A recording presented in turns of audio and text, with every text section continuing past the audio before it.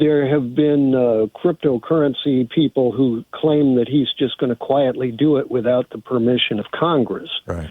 And I think they quoted that there was $74 billion that he was going to use to do it.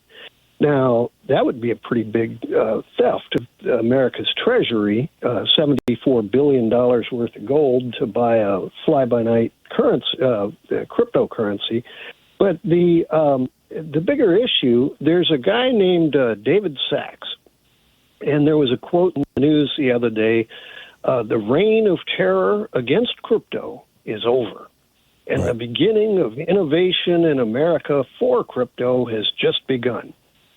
So basically what they're saying is that Trump, if you oppose a cryptocurrency, you're a terrorist.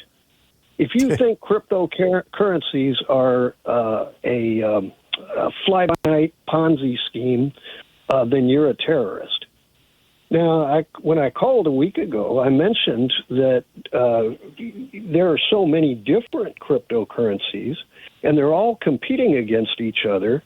Trump has created not only one civil war between the gold people and the crypto people, but he's created dozens of civil wars between each of the cryptos who think that each other are charlatans and that theirs is the perfect one. Right.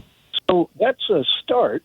But I was just going to remind people, when Washington was freezing at Valley Forge, it was because the money had become worthless.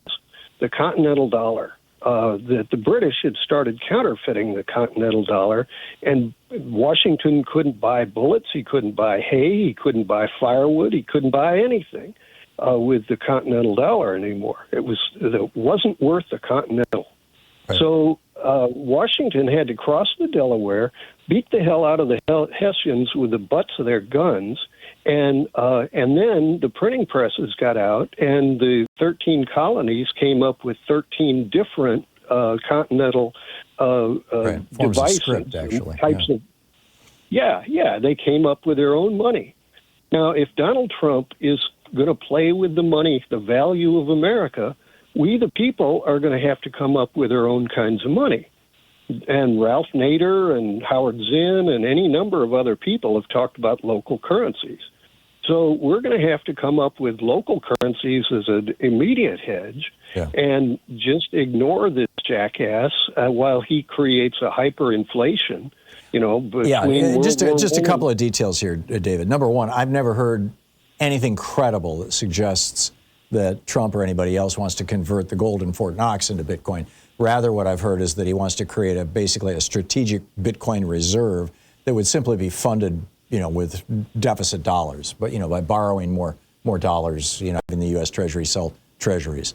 And you're right; it would require an act of Congress to do, but apparently that doesn't matter. Donald Trump has already.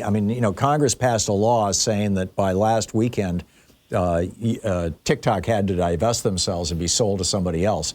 Trump has suspended enforcement of that law illegally, and nobody's even talking about it. Trump obviously doesn't, respecting the law ain't nothing for him, number one. Number two, cryptocurrencies are not actually currencies, they're commodities. Like gold or silver is a commodity. The problem is that they're a commodity whose value is defined by how hard it is to mine them or produce them with the current generation of computers. Well, if you get quantum computers online that can perform calculations literally 1 million times faster, then the value of cryptocurrency could drop by 1 million-fold because it'll be so much easier to mine them, so much faster to mine them. That, I think, will be the inflection moment when cryptocurrency just absolutely collapses. And I don't think that's very far down the road. I think we're looking at a Dutch tulip bulb thing. But local currencies that you mentioned, local currencies are important as ways to keep money within the community because they can only be spent locally. When I was in Vermont, we had Green Mountain dollars, and we participated in that in Montpelier. But it was just a way of making sure that the local economy was because you couldn't use them at Walmart. You could only use them with locally owned businesses. Right. Well, again, if you just do a basic Google search of gold to Bitcoin, Trump has pushed it. There was legislation attempted last summer. I think it was a Florida congresswoman that attempted it last summer. That look up the strategic. Okay, well, I'll take your word for it, David. I'll take your word for it. I was unaware of that. But in any case, I don't think it's going to happen. I do think, though, that he's going to do something to legitimize Bitcoin, on behalf of these Bitcoin billionaires who are, just gung-ho for this. David, thanks for the call. Plus, his two sons have started a Bitcoin company as well. So, you can tell which way this is going to go. You're listening to the Thom Hartmann Program. Call 202-808-9925. Another factoid almost nobody seems to pay attention to. 27 minutes past the hour, picking up your calls. I'll be right back with more of your calls on the Inside Edition.